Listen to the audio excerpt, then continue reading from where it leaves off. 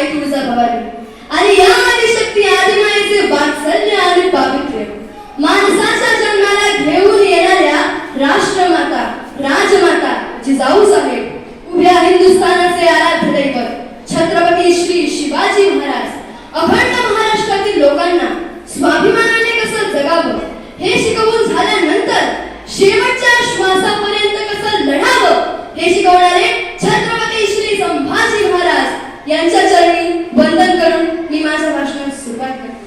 आदरणीय व्यासपीठ, वंदनीय गुरुजन वर्ग व येथे जमलेल्या माझ्या सर्व प्रिय बंधू आणि भगिनींनो, माझे नाव ज्ञानदा शंकर फुगे. मी मॉडर्न माध्यमिक विद्यालय येथील इयत्ता 8वी मधील विद्यार्थी. माझ्या भाषणाचा विषय आहे राजमाता जिजाऊ यांचे जीवन कार्य.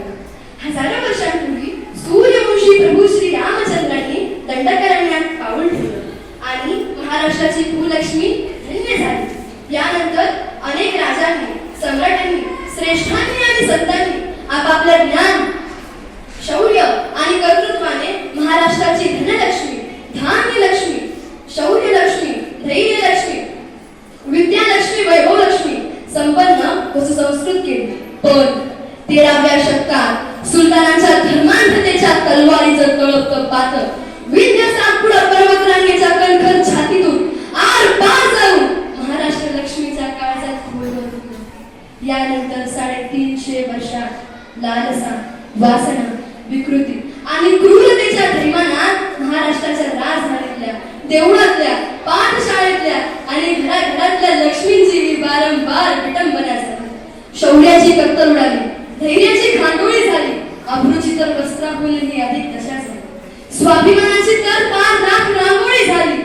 स्मशान झालं महाराष्ट्राचं, जिवंत प्रेत झालं महाराष्ट्र लक्ष्मीचं. अशा परिस्थितीत महाराष्ट्राच्या क्षितिजावर पहाड झाली.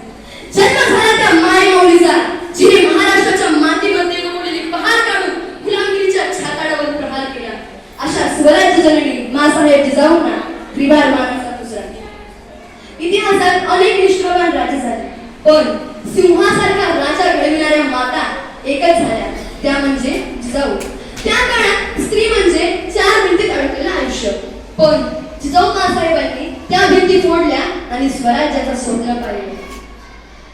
जिजाऊ मासाहेब शिवरायांना नेहमी सांगत, शिवबा, माणसाने नेहमी निस्वार्थी, दयाळू आणि प्रेमी राहावं. जी शिकवण, जे संस्कार जिजाऊ मासाहेबांनी जे संस्कार लखुजीराव जाधव यांनी शिवरायांना दिले, ते संस्कार दुप्पट करून राजमाता जिजाऊ यांनी शिवरायांना दिले.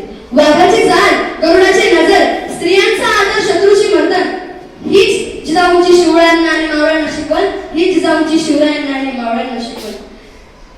रामायण, महाभारत, संतांचे विचार आणि अन्यायाविरुद्ध उभं राहायची आग, भीती नाही धैर्य, गुलामी नाही स्वराज्य, अन्यायापुढे वाकणं नाही तर अन्यायाचं मुंडकं उघडण्याचं बळ, हे सर्व जिजाऊंनी शिवरायांच्या मनात पेरलं.